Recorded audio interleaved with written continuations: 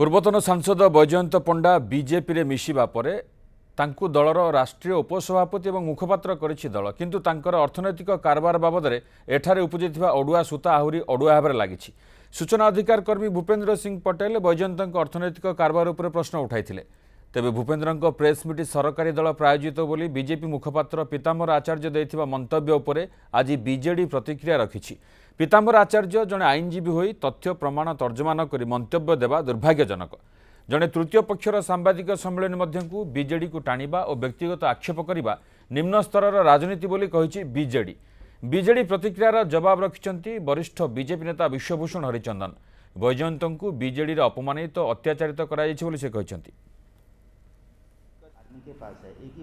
श्री पीताम्बर आचार्य गोटे अभ्यास हिसाब रे परिणत हेलानी कौन पाई से करुचंती सेटा आमे तो जानूना किंतु जेमती करुचंती एटा अत्यंत निंदनीय एवं आमे भाबुचु जे दोष को नुचैबा पाई जेहेतु पचरा गला बैजयंत बाबू उपरे एवं बैजयंत पंडा वर्तमान बीजेपी रे अच्छी बीजेपी रो उत्तर देले तांकर जो भांडा फुटी जीवो से ताकू अवॉइड करबा को जाईकरी एपरी अरुचिकर मंतव्य रखिचंती बोली आमे माने भाबुचु बिजु जनता दल तरफ रु आमे ताकू कड़ा निंदा करूचु। जय पंडा भारतीय जनता पार्टी जोगदौ दो ये महात्मा को आड़ केमती आसिले माने आसिक इंटरेस्टा कौन आसी गोटे प्रेस कॉन्फ्रेंस करी निंदित करने जो कले साधारण भाव में जी भाव जे यांकर जे शत्रु से कर शत्रुतार तो प्रदर्शन कर माने समस्त नीति नियम आईन सबको भांगिकी बीजेडी जो भाव